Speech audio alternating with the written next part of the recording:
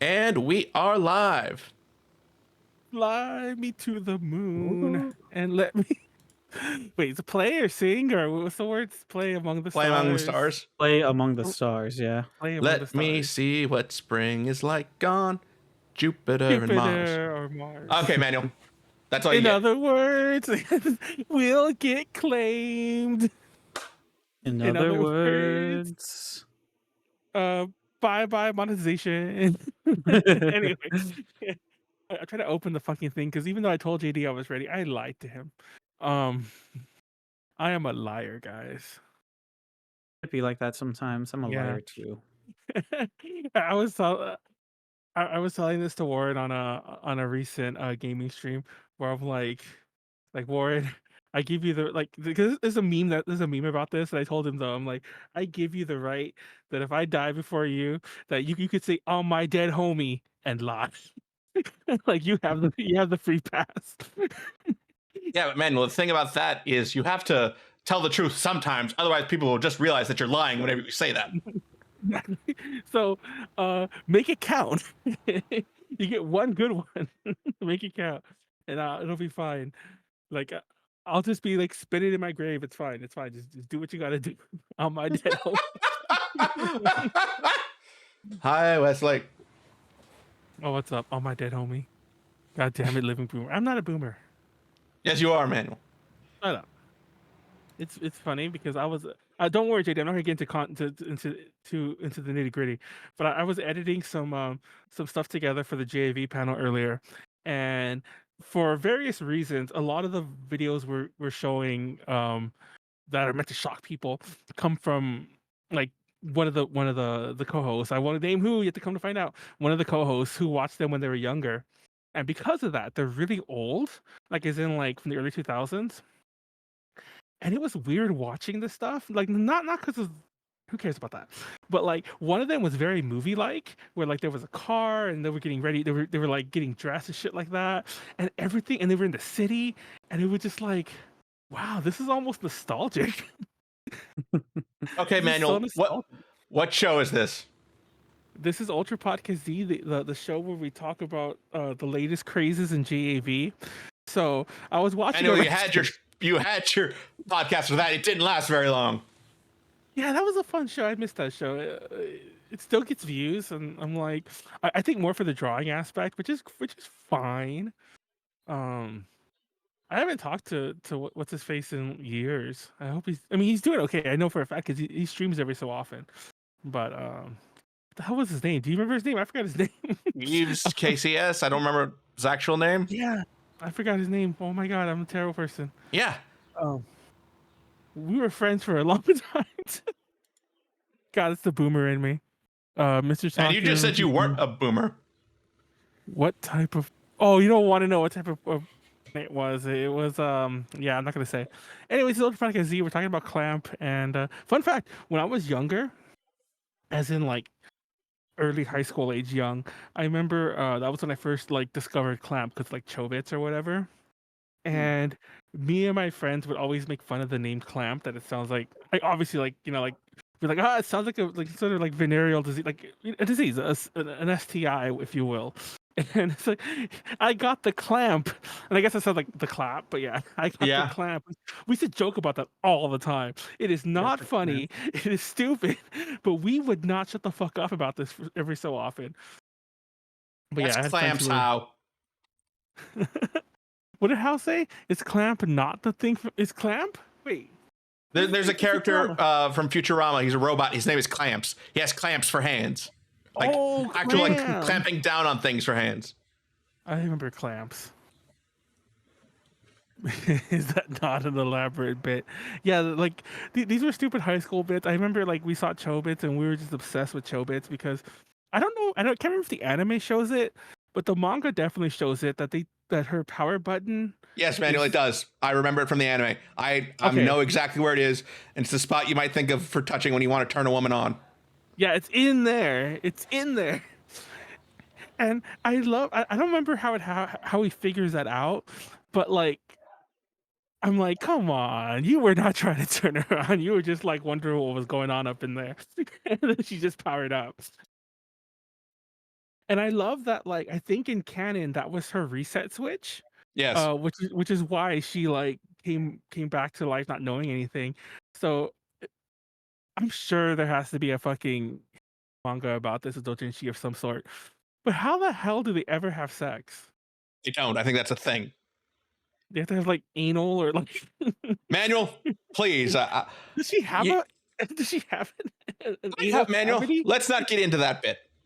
I'm gonna Literally. Google does she have an an anus? It's always the not safe for work topics, right? Does Yeah. she have an anus? If Manuel can make a topic not safe for work, he will make it not safe for work immediately.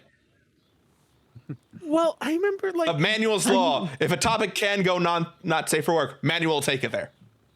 I mean, Chobits is just like that, and I remember like the whole first episode. It might be the first episode, but one of the whole first thing is about like them trying to find her panties, and she's just like underpants, underpants. Or is that what she says in the thing? I don't remember, but like underpants. Yeah, underpants. she says it in Japanese though, so I don't watch in Japanese, so. And underpants, or whatever. Like, and I remember there's this funny line later on. I mean, that's a funny line. There's a funny scene. I need to find it. The comedic timing of it is perfect. Like, fucking hell, I don't know what the dude's name is. He's gone to work or some shit. Hideki. And she's home. Hideki. There you go. Hideki. Every way she's always fucking say the name. Anyways, she was left alone at home, and I think she was like making food, or she was just staring at this fucking like pan on the fucking stove.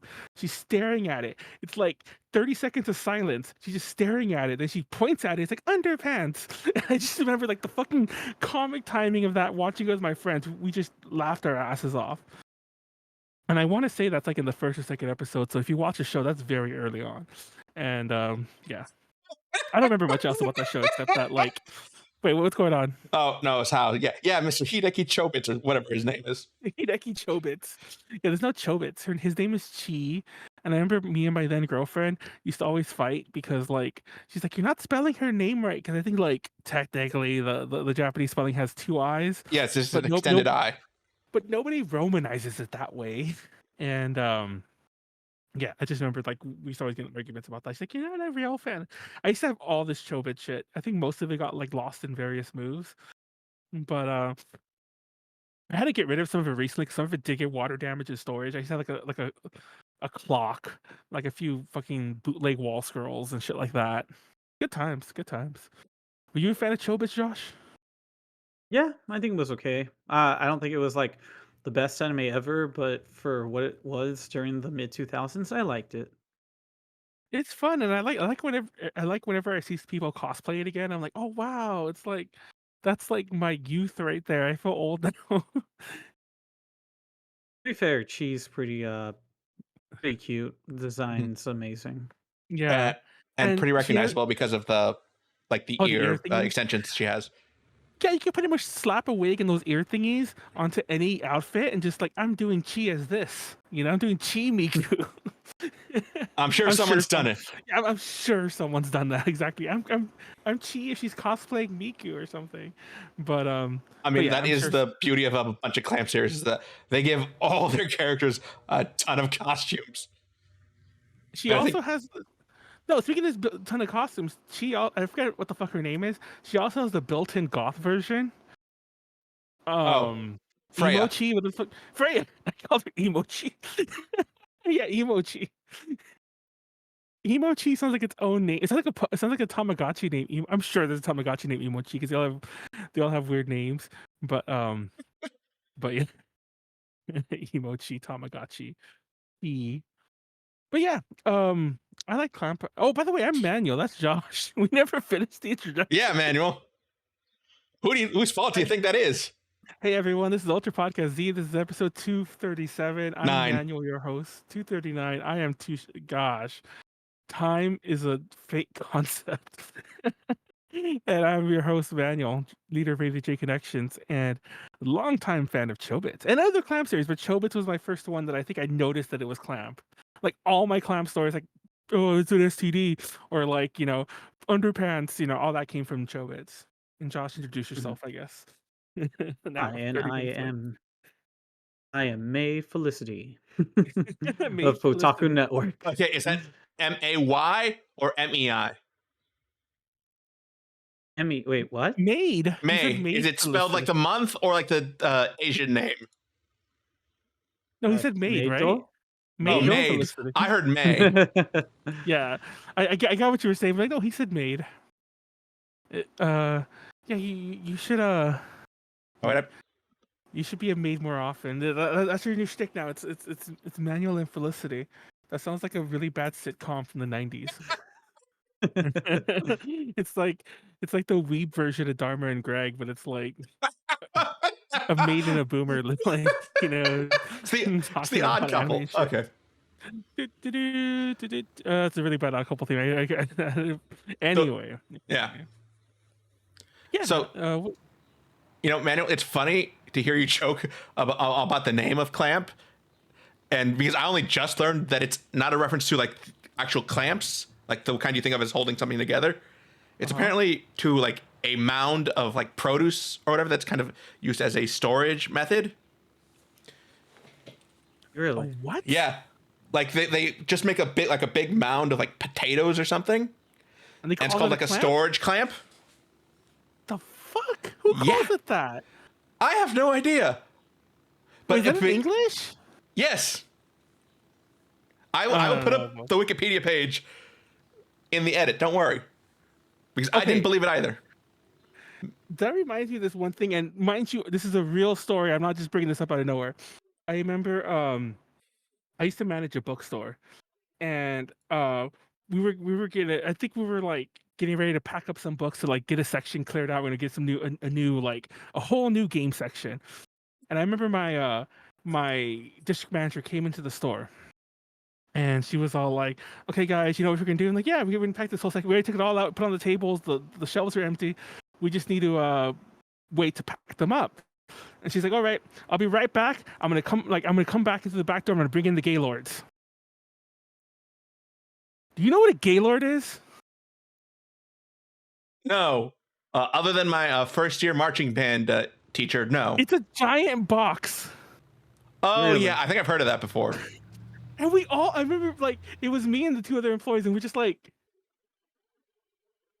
imagine this is an old lady, and this is like this is like the early 2000s-ish, mid 2000s, I should say more accurately. It's an old lady. I'm like, and we would look at each other. It's like, did she say something like? I don't know what word we use, but did she say something homophobic? We didn't use that word. I don't think that word was in our vocabulary back then. We're like, is she homophobic? We're like, what the fuck? It's like, dude, should we leave? I remember we were legit thinking, like, what the hell? This old lady's a terrible person. And she comes back, she's like, guys, where are you? I need help. And we're like, what? And she has these giant boxes, and we're like, oh. And then we keep I don't know how it came up, but she's like, oh yeah, that's what these are called. What do you think I meant? And I'm like, lady. You can't throw a word from 1962 and think we know what the fuck it means. Anyways, yeah. Vocabulary. Don't use that word anywhere. Censor me using it, JD. Just put it on the fucking. Someone's gonna clip that out of context, and I'm gonna get canceled now. Look what Manuel said. Even though, does anyone even use that term? No, I don't think know. anyone's used it since the mid 2000s at best. I think even that term, even if you're going to use it good or bad, has not been used. Yeah. That was probably the last time that word has ever been spoken out loud. Was me right now and then that lady. No, I mean, unless it's someone's name, there are people with that name. I feel sorry for them. But believe me, like I said, my first year marching band instructor, he basically said if you could come up with a new insult, he'd probably pat you on the back. Oh my. Anyways, what is this? That sounds like some NYT connections. For the storage clamp, I believe. Oh, because my point is, these are 1962 things. Who the hell says clamp? No idea, man. Have you seen that one Family Guy bit where they're like, I forgot who he was shopping for, where like Peter's shopping for somebody, and she starts coming up with these weird units of measurements, like one barrel of this, like one, like I forgot what the fuck that like, and they start getting weirder and weirder. It's like, who uses these units of measurement? It reminds me of that. Okay, yeah. I believe it's because there was a whole. I make a cake, exactly. I make a cake. That is one of them. But I believe they chose it because when they started, they were a much larger doujin circle. So there was like 14 of them just all like piled together before they kind of whittled it down to the current lineup of Mokona, Satsuki Igarashi, Tsubaki Nekoi, and Nanasa Okawa. I never knew who any of them were. Mhm. I'll be real with you. Like, even though I did read the manga, I was one that okay, I read the manga for things I was able to get, but I did read a lot more manga back then, and I was still one of those people where I still kind of like the anime better because it's like you get to see it move and and like do things. I do remember another thing about Chobits particularly was that was the first time I ever learned about the filler episodes because Mhm. Chobits has a beach episode. Or I think they're on a boat actually, but whatever. They have a water episode that is not in the manga. And I was all like, what the fuck is this? They're just making shit up now. And I think it pissed me off because there was stuff in the manga they cut out. And I'm like, they can cut out that, but they have time for this boat bullshit? Yeah, shit like that. Mhm. And but yeah, and also like I remember like Chobits also upset me, which I guess is like sounds weird to say it upset me because of this, but like it doesn't upset me. I'm just really big on like censorshipy type things. But like there's nudity in the manga that's not in the show, and I'm like, what the fuck? I'm like, I want to see my anime titties. Anyways, let's move on. Mhm. Manuel saying weird things. The Yeah. boomer's getting boomery. Yeah. Manual being Manual. Josh, save me. Josh, save me. Say something funny about Clamp. Clamp, something funny. All the girls are pretty in Clamp things. All I the mean- girls have I feel like they have that thing about them where like the way Akira Toriyama kind of draws like the same people over and over again. Yeah. I think Clamp definitely does that too. Oh, And you'd be like, definitely. that's all. So does that's all so artists. does It really Oda isn't. to an extent. But it really isn't all artists. Some artists draw different people, but like Clamp, all the girl characters, like if you kind of like cover up their hair a little, like the clothes a little, it's like, oh shit, it's so and so, just over and over again. Yeah. Believe me, Manuel, watching I think Code Geass, or was it X? I'm sorry, it's X after Code Geass, and he's saying, oh, hey, Kamui just has Lelouch's face. Oh yeah. Yeah. Or even watching like their the new series they did designs for Grim Variations, like, oh hey, it's that person's face. It's that person's face. Yeah, they have 6 faces that they just keep using. Wow, someone other than me redeemed Boomer. Who was it? It was for Josh. Why are you reading Boomer? I'm not a boomer. Just because We're I all like boomers. We're We're all boomers. So I yes, like I don't know what this says about me. I want to just mention this real fast before we definitely leave Chobits to talk about something else or a different clam show. But like I remember like my very first 2, well actually I should say 3. I had 3 Oh, favorite anime I back just- in those days. It was Chobits, Love Hina, and Fruits Basket, the original Fruits Basket. And I'm like, that's a very weird trio of favorites back then. I wonder what that says about me. But anyways, you were gonna say, Josh? I was gonna say that what that says about you is harems. Exactly. That all you really want is girls. I didn't want to be the one who pointed that out, but yes. And then I had then some of my other favorite series like Ayori Aoshi, which is another harem anime. I mean, well, it's a manga too, but like, and I can't remember what else off the top of my head, but there were a lot of harems. Honestly, I don't really want a harem. I think it's funny, like just the antics that happen when you have a harem. I don't know. Maybe I'm just trying to justify it now, but yeah, I guess I was a fan of harem anime. okay. Yeah, I'm watching a new harem anime right now. They still make them? Yes, Manuel, they still make them. I mean, they come out to like varying degrees of levels of good. What's the one you're watching? Hold on, I want to hear this. There's one that like what's it called? Shoot, it doesn't help that they're having what's it called? Spice and Wolf on a rerun, but there's this one anime that just recently came out where one of the titular characters is like a white-haired wolf girl and stuff like that. Wait, who is this? He can't White-haired remember. He's wolf? having trouble. So can we move on to a different topic that's Yes, go more ahead. on topic? Go Well, ahead. I was also going to say real quick before we move on topic that I noticed you were spelling my name, and I realized that you didn't notice that it's a pun. Okay, I didn't know if Felicity?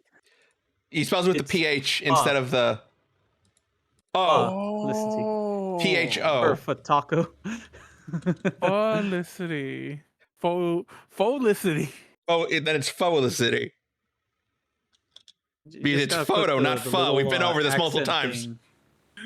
Wait, okay. Josh is You keep changing your story. If it's whether it's for pho or photo. He's changing his lore. It's fine. You gotta put the I- pronunciation for Felicity, so it makes more sense. You have to put the little like accent thing for Vietnamese with pho. I don't But, know the key I mean, combination for that on my keyboard. It's the at same moment. thing. You got it right. It's faux pho, whichever way they want to pronounce it. Faux pho. Yeah, there we go. Yeah. Okay. But real quick, Okay. I found the name. It's called Chillin' in Another World with Level 2 Super Cheat Powers. That is quite the fucking light novel-esque name. It's actually reminding me a little. It's like technically a little better than the In Another World with my smartphone, because a person doesn't die. How is that a real It's- show? It's funny. Hey, A we went person over this in the doesn't Isekai die, episode. What happens I is know, but that's still a stupid name. like no, it's so weird because I don't know if they're gonna pull the rug from under me like by episode 13 or something, but like what's going on is there's this merchant who just all of a sudden gets teleported into another world just like his own. Like he's already in like a fantasy-esque world and he gets teleported into another fantasy-esque world where they're like, yeah, we're just pulling out random people from other worlds so that they can save us from the demon lord. And so the main character doesn't have like crazy stats. So they're like, okay, we want you to go live out in the north somewhere because we can't take you back to your world and whatever. But lo and behold, he realizes that they pretty much just sent him out to die because out in the north area is where some of the demon lords like forces are. Well, he like kills 3 slimes and then purifies a forest, and somehow he's at level 367. But the weirdest thing is that menus come up, like menus that say your level and all this stuff are coming up, and I'm like, is he like in a video game? And it's just, no, he's not in a video game world. Apparently that's just how people can tell their stats, is that they'll just have random little like menu bars show up in front of them, and I'm like, so is this show gonna like pull the rug from under me and be like, JD's gonna it was a love video me. game all along? JD's gonna love me for bringing this up, but there's a whole there's a whole genre of like books that I found to the deep. I know moving to books out of nowhere. There's a whole. It might be something similar. It's called lit RPGs, like literary RPGs, where it's like it's a story that involves RPG like mechanics, and it's hard to explain. It's so hard to explain, but like where the stats and just the stats and the skills and shit like that, you like your character sheet, so to speak, isn't bringing it up isn't meta. It's part of the world. It's all like, oh man, I got stronger. My HP's gone up. That's a really terrible example. It's usually far more. It's this but it's like very much the same thing. Exactly. I'm just like, so Apparently and like other the characters are RPG anime. Yeah. And like other characters in this world are pulling up the stats too, so I'm just like, okay, so this is a normal thing. Like everyone has it. It's not like something exclusive to the main character. And I'm like, so how are they doing this? We're still on topic, JD. Shut up. There's even a good example of lit RPGs is Magic Knight Rayearth. It's really not, but they They don't have stats manual. Nice try. But it's Magic Knight Rayearth. It's have you ever seen the second show, the anime, not the manga? First of all, the anime and the manga of part 2 are completely different. Mm-hmm. But in part 2, there's this one girl. Spoiler alert. You think she's the person who died in part 1, but it's like a revival of her. It's like her sister. It's like her twin sister or some bullshit. Yeah, I know what you're talking about. But that girl, she has like Schrodinger's panties on because like her outfit is like just like a strip that covers her front and a strip that covers her back, and then presumably she has underwear.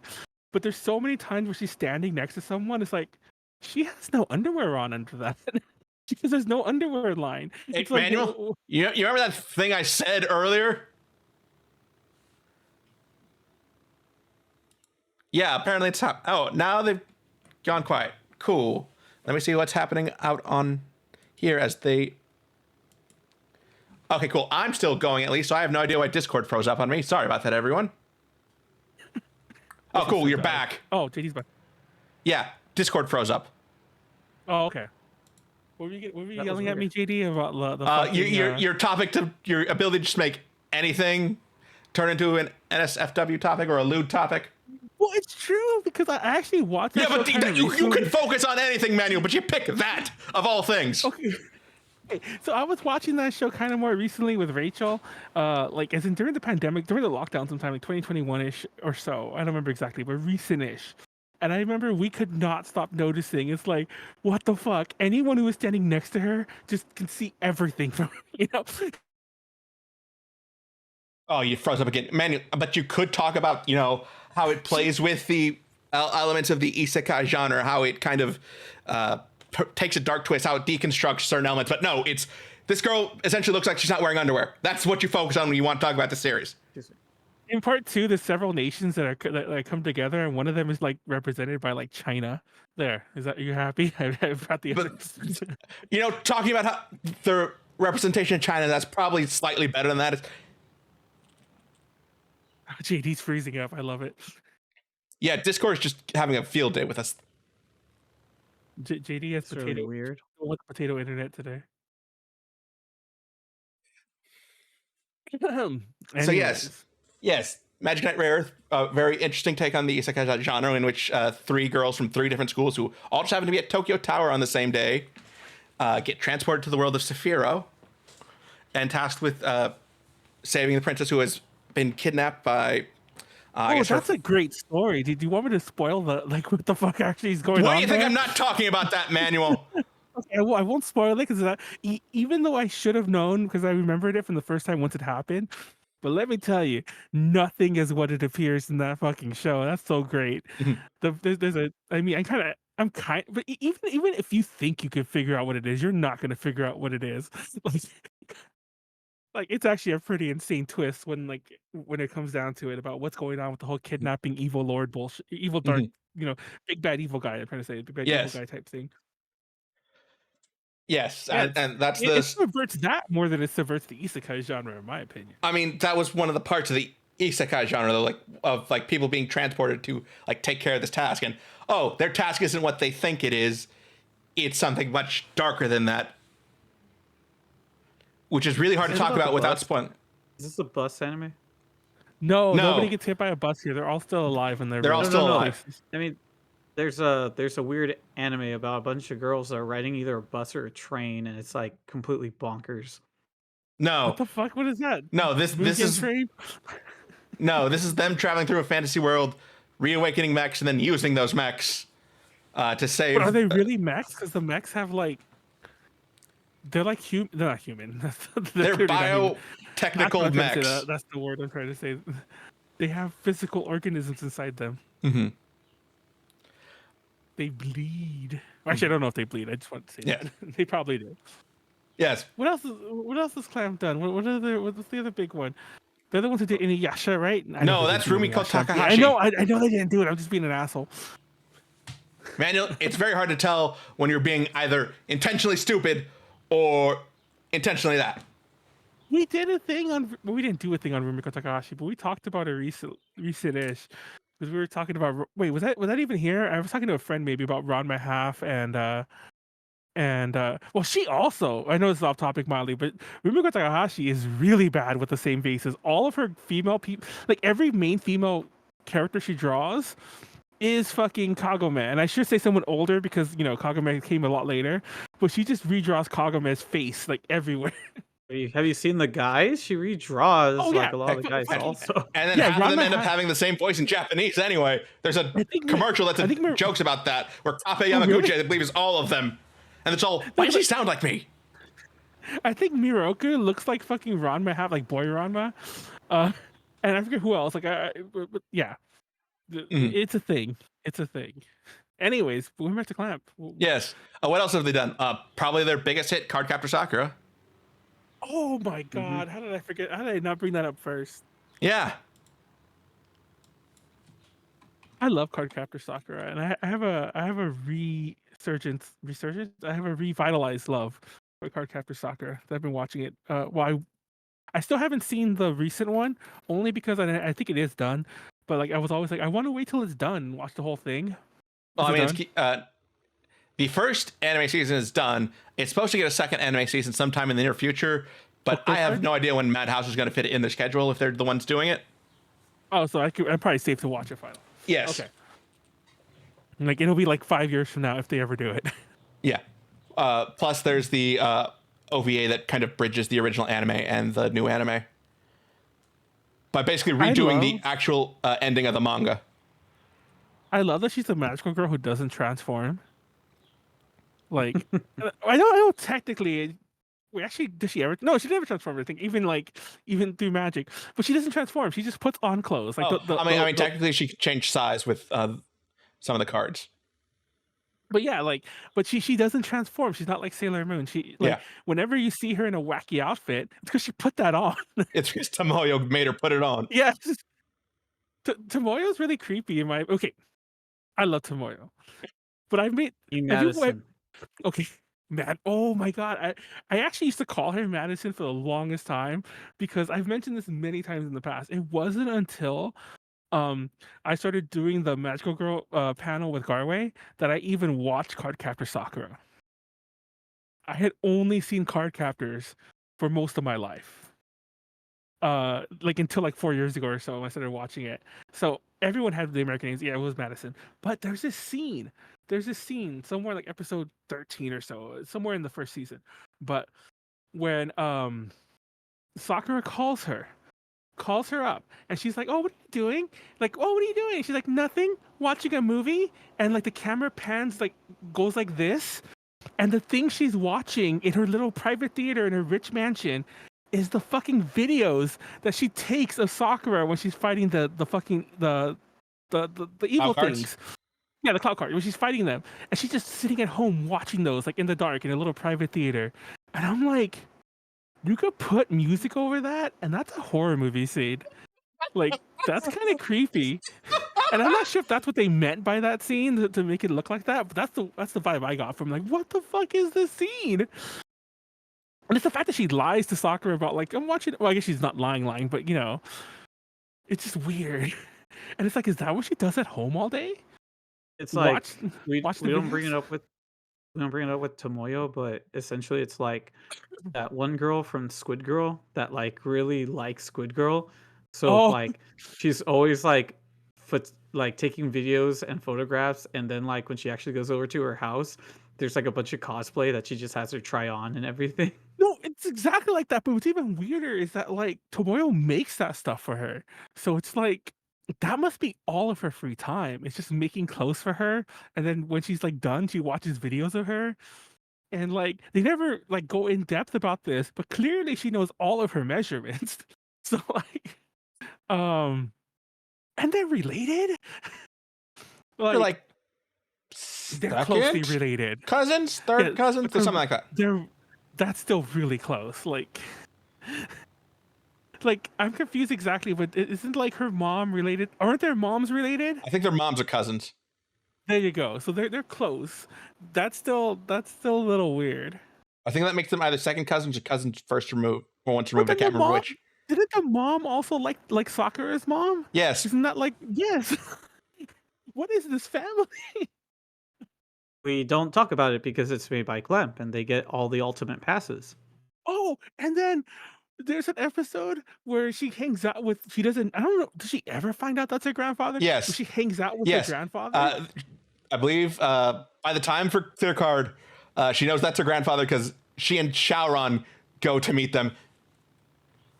Oh, he's not dead by that point? No, he's not dead by that point. Remember, Nadeshiko, Sakura's mom, gave birth to Toya when she was only 16. Oh, thank you for reminding me. I forgot about that. Okay, so her dad was her mom's teacher when her mom was still in school. Yes, man. That is illegal, sir. That is a crime. Okay, it's probably not a crime in Japan, but that is a crime. There's so many fucked up things with soccer. See, don't you like how I find these things? Yes, Manuel. We can talk about we give Clamp, we give the ladies of Clamp a pass because it seems like a really weird thing for manga artists coming out of the 80s, because that's also the setup for Fruits Basket too with Toru's parents. Was it really? I mean, I vaguely, I don't remember her background. Her mother married one of her teachers as well. Dude, that's weird. Yeah, but so like, I don't know if it's like a thing that was happening a lot in Japan in the 80s, and thus like people writing manga in the 90s who grew up with that just kind of put it in there without looking at it. It also happens in Rumiko Takahashi's what's it called? Mason Ikoku. Oh, oh, my it Sony Koku. does. It But to be does. fair, the guy dies at the beginning, like before the manga even starts. Well, the mom, like all the parents, usually one of those parents is dead, so they don't have to answer to their crimes later on. Well, But I to be guess fair, Sakura's mom the didn't woman too in long. Mason Ikoku is just a widow. She's not a mom, but yeah. But yeah, well, her husband, yeah, Mason Koku is with the dude's trying to get with her. That's another Rumiko Takahashi one. I think you already said that, but yeah, I used to love that Yeah. one. It's the best one that she's ever written. Just saying. Well, it's the only okay. I'm sure someone's gonna comment and say like, "There's definitely others," but to me, it's the only like mature story she's ever written. I don't mean that in a bad way. Like these ones are for kids, but you know what I mean. It's like Oh no, a people you have to wait the whole manga, but they actually do have sex at the very end of it. oh my god, that upsets me so much because it's one of those like it's Rumiko Takahashi. So there's a lot of will they won't they for like 70 chapters. You know, it's obnoxious. I mean, there's payoff. Like, there's actual good payoff at the very end of it. Though I will feel that some of the payoff feels kind of like the thing went on for quite a while. So a lot of other people's happy endings just kind of get thrown in there. But like, yeah, no, I mean, for what it's worth, and in comparison to everything else that she's written, it's probably her best overall. Yeah, like, and also speaking of best overall, I like soccer, but there's a shit like that where it's like shit like the whole mother thing where I'm like, that's so weird. And they kind of like dump all that on you at once because it's around the same time when you really start realizing that Tomoyo's like they never really address that because Tomoyo has to know that that's her cousin, right?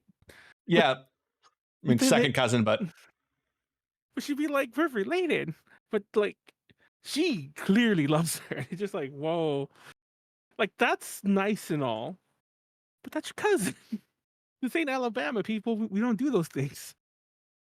Or You just know, gonna, well, you forget it's Japan. You know how they feel about first cousins. also, I guess, like, oh, I mean, speaking yeah, of funny, we talked different about cultures Macross do the other have day. different ideas on those kind of relationships. Fun fact, and I'm not saying this has anything to do with it, but like I remember like when when like we're talking about history stuff like that, they always mention that a lot of times like when island nations typically have like some of the most interbred like noble lines because like it's hard to find other people when you're an island nation or you're very secular, not secular, like secluded place or Mhm. whatever. So maybe that's just like part Yeah. of the, like you said, maybe it's just part of the culture too. It's like, oh yeah, cousins. Well, we're not going to marry somebody from the mainland. Okay, Um, so yes, set up a Cardcaptor Sakura. Little girl opens a magic book, accidentally spills out the cards inside of it, has to recapture them. what's his Oh name? my The little gosh, fucker. Keroberos? that's so Persona now that I think about it. It's like, well, Persona 3, it's like I have to capture them all and put them together, but putting them together is kind of like the problem. That's not what you're supposed to do. Mhm. And I, Keroberos, Cerberus. yeah, well, so, like I hate that. I hate that. Like I think they even officially Romanize it, like in a katakana way. But I'm pretty sure that just meant to be Cerberus, isn't it? Just like Uh, I don't know his how full one. name is still Cerberus. It's just that like his nickname is still just Kero. It's not like they don't call him Keroberos, they call him Cerberus. It's just that his nickname is just Kero. Which makes you sound Yeah. like a frog now. Karopi. But no, and like I said, she has a friend who like discovers her powers and like gives her outfits. Mm-hmm. Which is weird because like she had those outfits sitting around. So what were her plans before she became a magical girl? Because she already had like these weird magical. Well, I believe some of them are made to purpose at least in when she captures the watery card. Well, later on they are, but at Yeah. first it's like she was sitting on like these Manuel, some of these pretty wacky outfits to begin with. it's something you don't think on. Just realize, oh, they just wanted to draw a cool costume for this one and needed a vague justification for it. I don't know about that. Mm-hmm. Tomio's an odd girl. Mm-hmm. I don't She know has about more her sometimes. dollars than cents. She actually seems very stupid in all the versions, and I mean that in a loving way. Like there are times where like there is not much going on in her head, is there? And It's just then Sakura over and over. yeah, so she captures a couple of these cards, and then the distant descendant of the guy who actually created the cards, Clow Reed, his distant descendant shows up, Lee Xiaoran. I think that's the correct order for it. And says, "Hey, these are my birthright. I'm here to take them back." And it's just kind of them butting heads for a bit, working together to capture the rest of the cards, building a more positive relationship until Sakura is like confirmed as the inheritor of the will of Clow, essentially, becoming the new master of the book, and then claiming the cards as Sakura cards instead of Clow cards. Yeah, it's a great show. I like it. I've never fully read the manga. Oh, Um, it's excellent. It's like the only manga I've cried to at the end. how many volumes is it? I wonder if I should read it one day. 19, 18? Oh, that's a little long for me. I think But, I should check out the redone anime then. Well, it's not a Uh, redone anime. It's a sequel. It's a sequel. Yeah, Clear Card is a sequel. Yeah. I used to be so confused by that too, because I used to be like, "Oh, I haven't watched the new Sakura," and it wasn't until somebody mentioned that it's a sequel. I'm like, "Wait, I thought it was a remake." But then I'm stupid also, so I actually waited to watch the original for the longest time because I remember like around 2016, I was like, I need to watch Sakura for real, like not Card Captors. And for the record, I don't think Card Captors is that bad. We people like to give it a lot of shit because like I will admit the marketing was weird. Like they try to make it seem like Xiaoran's the main character a lot of the times, even though he doesn't show up for a while. Mhm. But I don't think they cut out a whole ton. I'm sure somebody can totally prove me wrong. I think Mhm. they cut out episodes, but I don't think the episodes like it wasn't Sailor Moon levels of editing though. I mean, yeah, it's not that violent or as a series, but Yeah. well, they changed all the names except for Sakura for whatever reason, because I guess that one was the one they I know. weren't allowed to change. But what else Changed did the they last call name it? from Kinomoto to Avalon. Oh, I forgot about that. You're right. They changed her brother's first name, which makes one of the episodes make no sense because his name Toya has the character like Peach in it, and she sees like a vision of Peaches, which is supposed to say, "Oh yeah, Toya's in trouble," and because his name isn't Toya and doesn't have like anything to do with Peaches in English, it's just like she has to have some vague recollection of why it connects to him in that episode. He likes hamburgers. I'm just kidding. And also, her brother and like the friend of his that's like is he Yukito. gay? But Yes, like the they very both gay are. friend. They not only is he very not only are they very gay, they also have the clamp legs. Yes. That's the in my opinion that's the show where I notice it the most. Especially the friend Kirito. He has like Yukito. Yukito. Yes. He has legs like this, and then his torso's like this. He's like 70% leg. Okay. Man, What I is would that? like. Yeah, that's their noodle people bodies. Like I say, you can see it in Holic, in Tsubasa. You can even see it in their character designs for Code Geass. Like when you see like how much leg they are to how little torso they are, you're just Yeah, wondering. if you want to see a good example of the noodle girls, Angelic Layer has a lot of that. I don't think you notice it that much in other series, but Angelic Layer is where I first noticed like, oh my god, the girls have like the fucking Yukito legs too. It's like this, and then their torso's like this. Yeah, I think you're also forgetting Miyuki-chan in Wonderland if we're talking about the noodle like Yeah, arms and all that. Oh, that's the gay Wonderland one. Well, the Yeah. lesbian one, you're not wrong. the It's sapphic Wonderland. I would Wonderland. know about it. I forgot about Miyuki-chan in Wonderland. I used to love that. It's an OVA. I think there was a one-shot manga and there was the OVA. Two of I them. think the manga's one shot. It had But, 2 OVAs. two? Yeah, Had I two. believe I've seen both of them, but they're like really super short.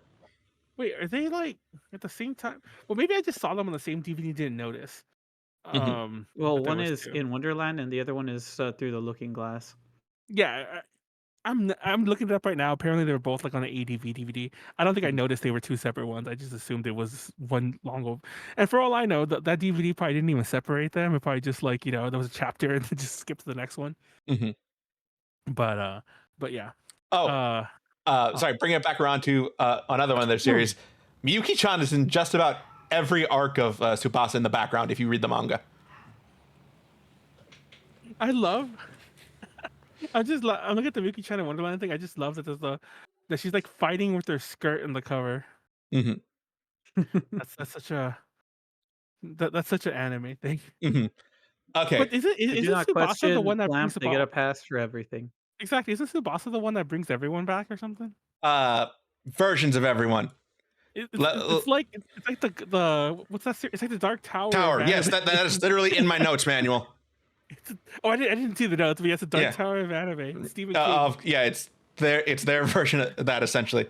So yes, Tsubasa Reservoir Chronicles ran simultaneously with X. They were running two different series at two different times, but both interconnected. So Tsubasa is essentially an archaeologist version of Shaoran living in the country of Clow. He is friends with Princess Sakura. One day, Princess Sakura starts to like manifest these like wings and starts like losing herself. Shaoran kind of pulls her out of this, causing her wings to scatter across dimensions. With the intervention of court mage Yukito, he's able to be sent to Clamp, Japan, essentially, where he meets Yuko, the Witch of Space and Time, who is able to grant wishes. Those two are joined by Kurogane, a swordsman from another fantasy version of Japan, and Fai, a wizard from another world as well. Together, they like travel the infinite universes looking for these scattered feathers. And yes, it does bring back a lot of characters in new and different ways. So obviously, Shaoran and Sakura are versions of the characters from Cardcaptor Sakura, but they are not those original characters. You'll see versions of characters from X, from Tokyo Babylon, from Angelic Lair. There's like a whole world they go to that's kind of a reference just to that. The Magic Knights show up towards the end of the series in another world. And even the Clamp School detectives from the series of that same name show up as kind of like Chinese, feudal Chinese government investigators. I don't know if there's a proper term for it. But they're like civil servants who are sent to investigate something. I don't think I ever read that much of Tsubasa. Well, Yeah. Tsubasa, because it was still on. Is it finished? Yes, Manuel, it's finished. The sequel series is finished. Wait, when did it finish? Probably early 2010s at the latest. Okay, well that still makes about enough sense. Because I remember when the manga was coming out, it was still concurrent. Like, what was it? I don't know if it was still coming out in Japan, but like it was getting released. Like I remember, like I was buying them as they came out, and it was through like Del Rey or one of those newer. It wasn't Tokyo Pop. It was like one of the newer, like the second gen manga publishers. Yeah, And I never finished it because it was still ongoing. Yeah, and then its sister series Holic is about this boy named Kimihiro Watanuki. If you know how Watanuki is spelt, it's using the kanji for April 1st, because I think it symbolizes when they would move from like their heavier like woolen kimono to lighter wata or cotton kimonos for the spring. It's just you were gonna say because it's an April Fool's and his birthday is April Fool's Day. That's funny. Yeah. So he has the blessing or curse, depending on how you look at it, to see spirits, yokai, all that kind of stuff. And they just like picking on him for some reason. So he one day happens upon the shop of Yuko, the space and time witch that Shaoran and Sakura went to in like the end of the first volume of Tsubasa. And she's like, hey, work for me and I'll take away your power to see spirits. So he's kind of tied up in those hijinks, working for her, growing as a person, making friends, and kind of learning about the world, how the shop works, and the rules kind of a society. Like he'll help people with problems. Like there's one with there's a chapter or an arc with two twins, one who just wants to be like her own person, stop being judged by her, like being compared to her sister. They all tend to take dark turns, but some of them do come out a lot better. So this one, she just like gets a haircut, starts being her own person. But there's another one, which is essentially just the monkey's paw. If you were an academic researcher and wished to have a paper written, and it's accidentally completely plagiarized from someone else. And then when you ask to get out of the situation, it just throws you in front of a train. What the hell? Yeah. Yeah, I gotta check out those series. Like I said, those two particularly were still going on. And I think that's when I kind of got out of Clamp. You remember when Clamp used to release that chess set?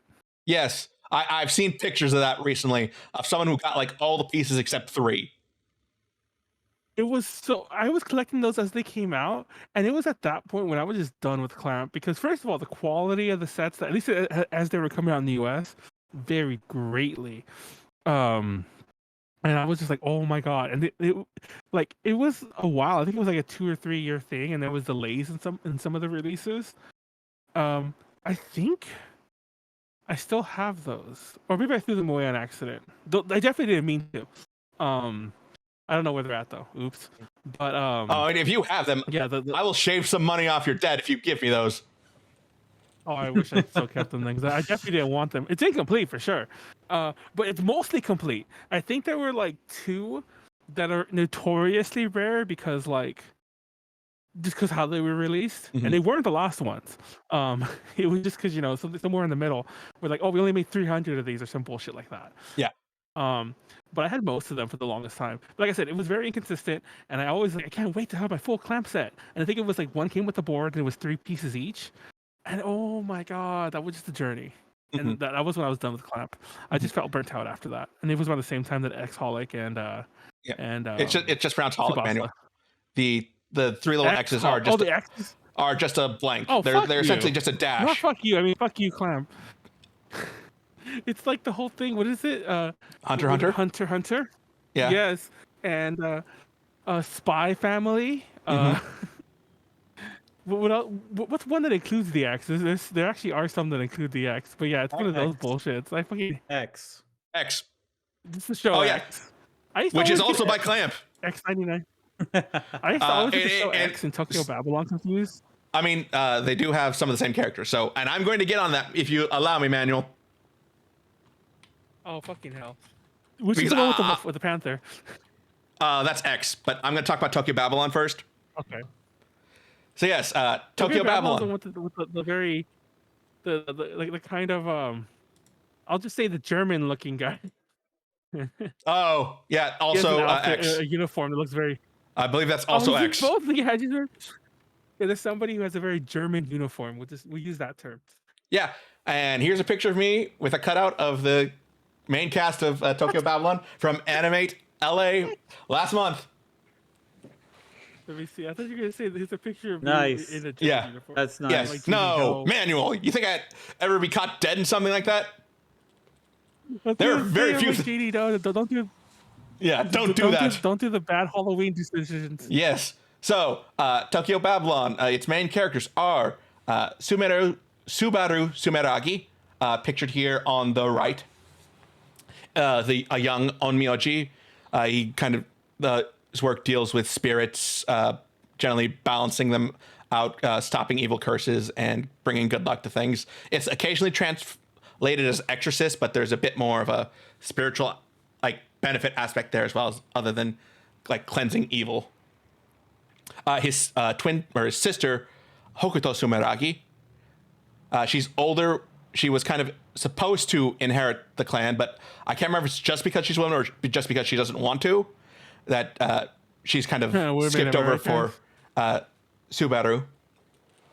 And then their friend and a veterinarian named Seishiro Sakurazuka, who Hokuto at least suspects of being the Sakurazuka Mori, kind of the dark reflection of the Sumeragi clan, an onmyoji who works in essentially royal spiritual black ops.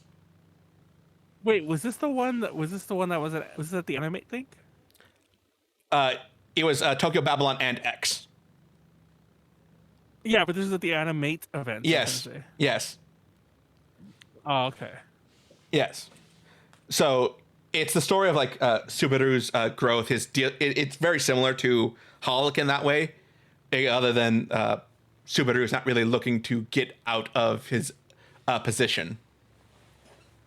He likes doing that. He's fine with that. He's maybe a bit too naive, a bit too sensitive for his own good at times. But it's his growth as a person, his understanding, like his mixed feelings about things. It's also a commentary on like Japan in the late 80s and the early 90s. So there's like one time when he deals with the spirit of an idol who was a victim of like the casting couch and all that kind of stuff that came with being in the industry. And it's just like them God. Like talking out and him just like trying to get a spirit to rest. There's a chapter at Tokyo Tower, which I got to see pictures of. I'll post them in the edit. I don't have them in OBS at the moment. But it was really cool because this exhibit was originally at Tokyo Tower. So for that, they put up pages of a chapter, or like, I'm assuming copies of the original pages of a chapter that takes place in Tokyo Tower. And so, yes, it's him dealing with that, his relationship with his sister and with Seishiro, and all of this just like kind of like comes to a head at the worst time possible for him, where he just goes through so much tragedy in one, like the span of maybe a day, that it just kind of destroys him at the end of it. And that's the last of we see of him until we get to X. I'm going to... Sorry, just take a second to change that. There was all that backstory for it, but holy shit. Yeah. And then X. Another picture coming up right now. I'm just showing you the two teams from this. So X is the story of Kamui Shiro, a boy whose mother has died. He knows that he has some greater fate, but he wants no part of it. Essentially, it's a story of kind of destiny. Do we have control over our fates, or is what we are to do just preordained? And he seems to be one of the few people who has some known say in this. He has the choice of becoming a dragon of heaven and saving humanity at maybe the cost of destroying the environment, or becoming a dragon of earth and destroying humanity to save the environment. That picture looks like a mecha anime, I just want to say. Yeah, his friends Fuma and Kotori from when he was young are both also kind of wrapped up in this. After he makes his choice, Fuma, we learn that he, as Kamui's twin star, will essentially take his place on the other team, and that he goes through a very similar tragedy as Subaru does at the end of that. And so we learn about these two other teams. I use team as in like they're all working together. It's not like a sports thing. It's obviously they're fighting for the fate of the world. It's much more important than that. But yes, there is Yuzuriha Inuyama, I believe is her name, which is supposed to be a decoy because she has a cat spirit.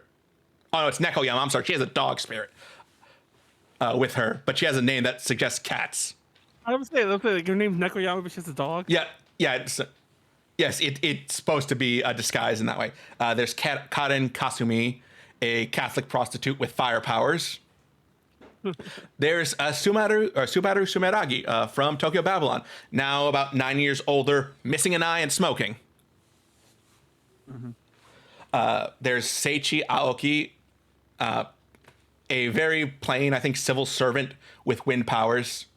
And my two favorite characters, Sorata Arisugawa, a monk from Osaka with lightning powers, who fell in love with the girl in like the top center, Arashi Kishu, a shrine maiden who can like summon a magical sword from her hand, who has to deal with her, like the fallout from her mother's death, and how that seems to have been caused by having Arashi like losing her virginity and all that stuff. And she has like all these complex emotions. So on Fuma's side, we have, let's see if I can remember their names now.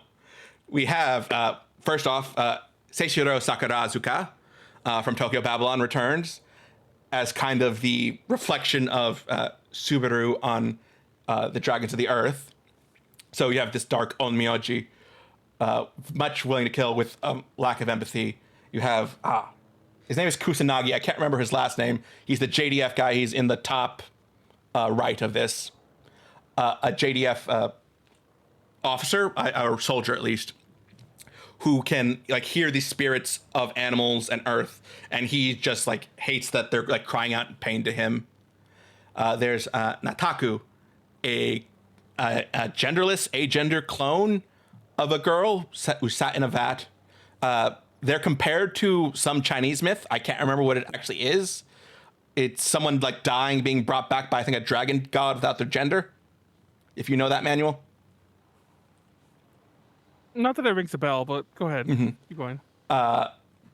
Satsuki, girl down in the bottom left, master hacker, like basically raised, tied to a computer, can interface with them directly through like cables she attaches to herself. She is like almost always bound to a machine called the Beast, which just makes her like one of the greatest hackers in the world. She somehow hacks into something that's not connected to any network. Okay. I've always forget the last two, but Blonde Boy, I believe he was the one you were talking about. He's also a civil servant by day, American Psycho by night, is I think the easiest way to describe him. I will have his name in the edit when I remember it, and I completely forgetting the last guy here.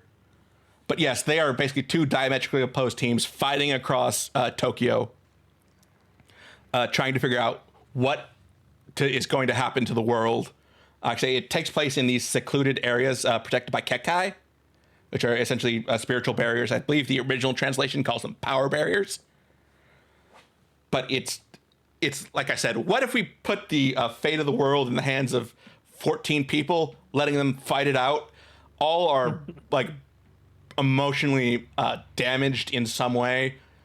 Some of them just seem to have a complete lack of empathy for their fellow humans. Some just seem to have been dealt the worst traumatic hands in their life. And it goes back to, like I said, it's not a sequel to Tokyo Babylon. It's just that Subaru and Seishiro are both in it. And they kind of serve as foils for Kamui and Fuma's relationship. So there are scenes, like Kamui loses an eye as well, and these scenes where he's in the hospital are essentially the same scenes from Tokyo Babylon, but now Subaru is the one like comforting Fuma instead of being comforted by Seishiro.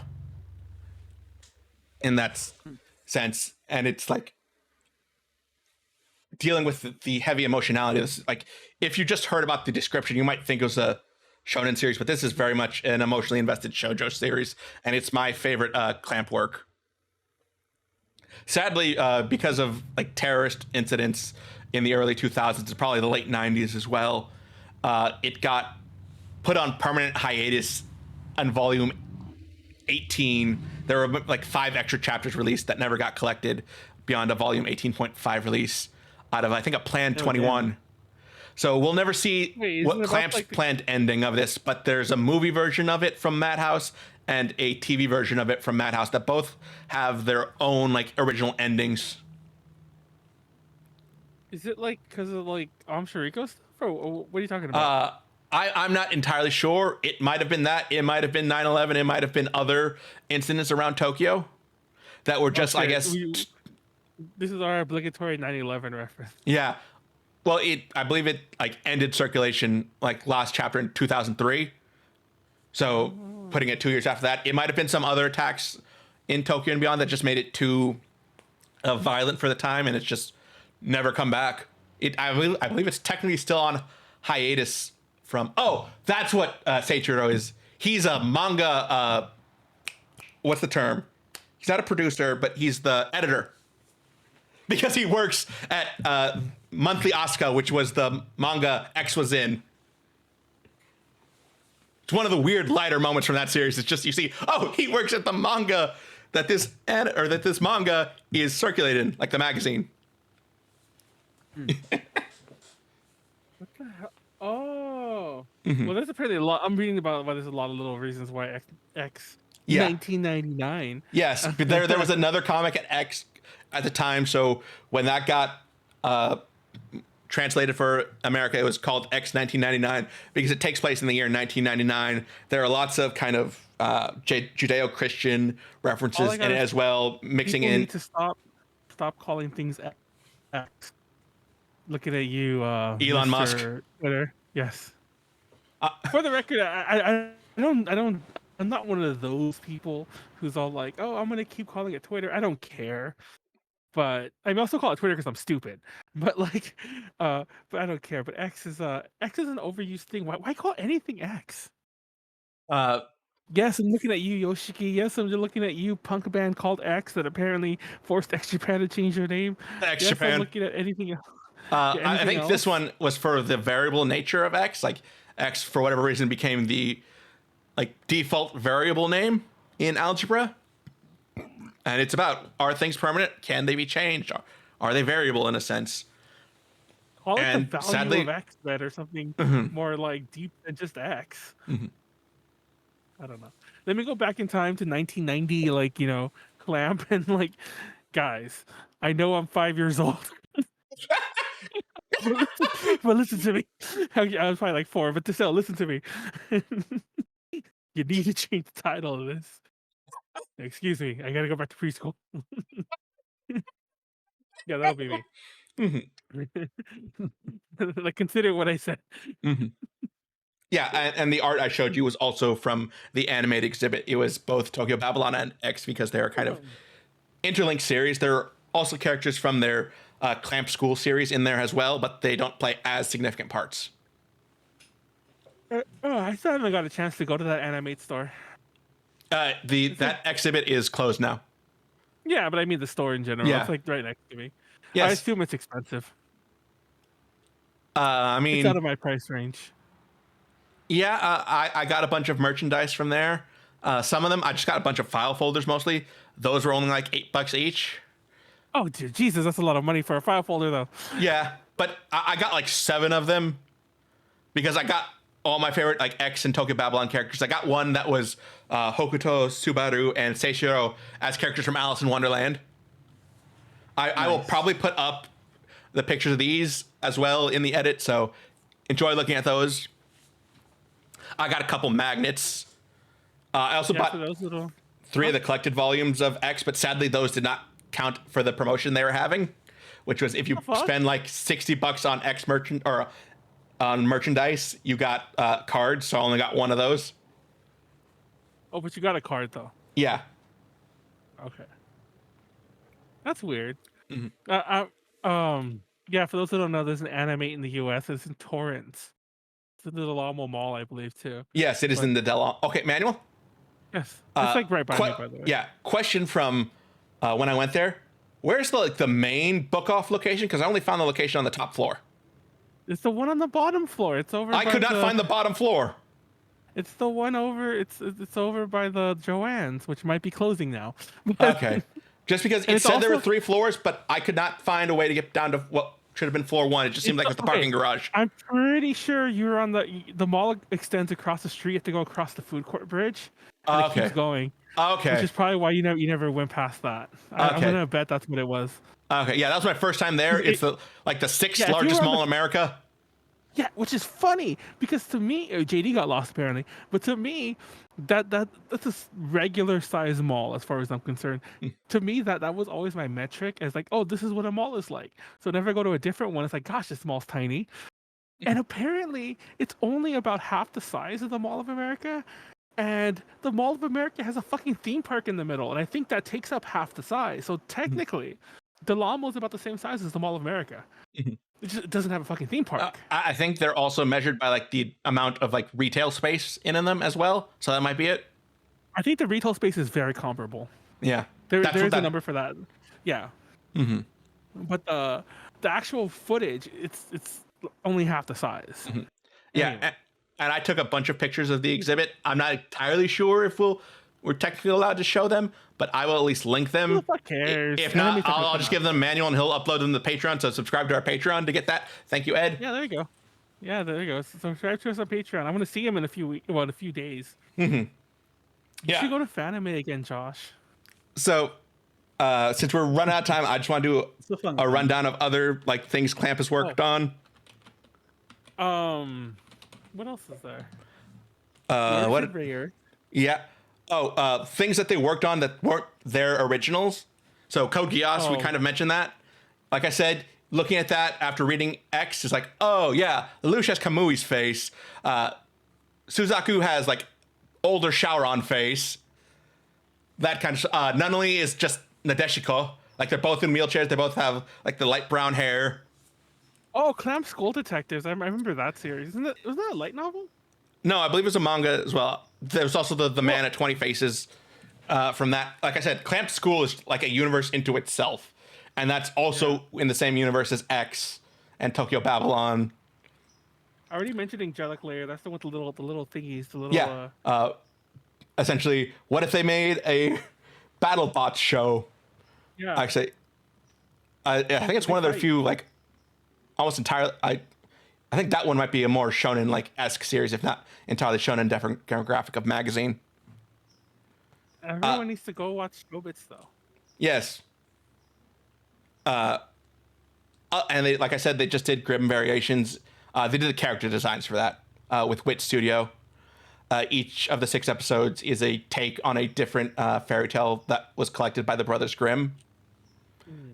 So, first episode was Cinderella in 1920 or like early 1900s Japan, with a really off-kilter Cinderella and told from the perspective of the stepsisters, who are at least trying to make the case that they're not evil in this adaptation. Is it less gay than Miyuki-chan in Wonderland? Because if it is, I don't want to watch it. It needs to be all the gay. Episode 5 has women in love with each other. Oh, okay, I'm done with that. Let's go. Anything else? I can't really tell you. Second episode is Little Red Riding Hood meets American Psycho in an AR dystopia. That sounds fun. Yeah. Essentially a serial killer who like calls himself, or who is in a group known as like a pack of wolves, goes to hunt down a little girl, and things kind of spiral out from there. Like I said, these are all more reimaginings or reinterpretations. So you have to throw out some of your, if you expect some of the bits to happen as they did, they won't. But we do at least still get the, oh my, what great big X you have in this one, which is like absolutely made the episode for me. Third episode, Hansel and Gretel meets the Promised Neverland,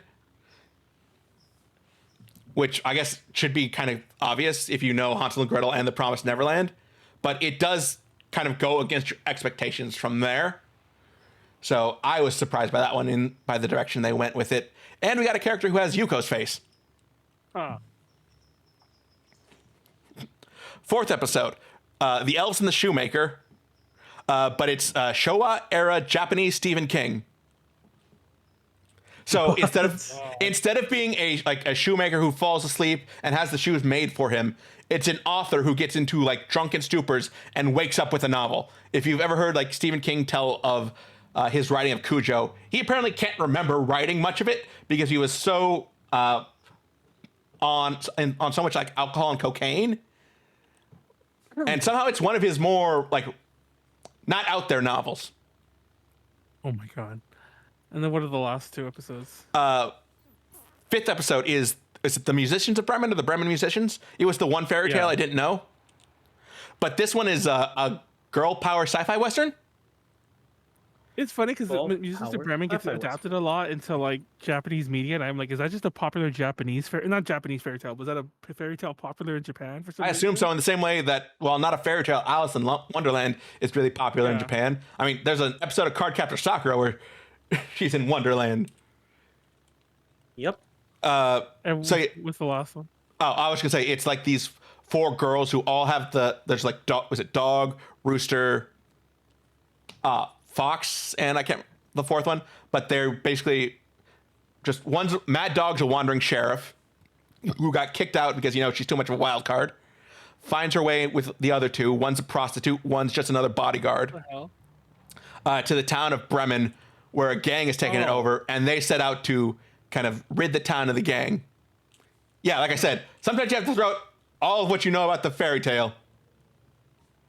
Yeah, that's like nothing like it. And the 6th episode is The Pied Piper, It's the Pied Piper meets the Handmaid's Tale.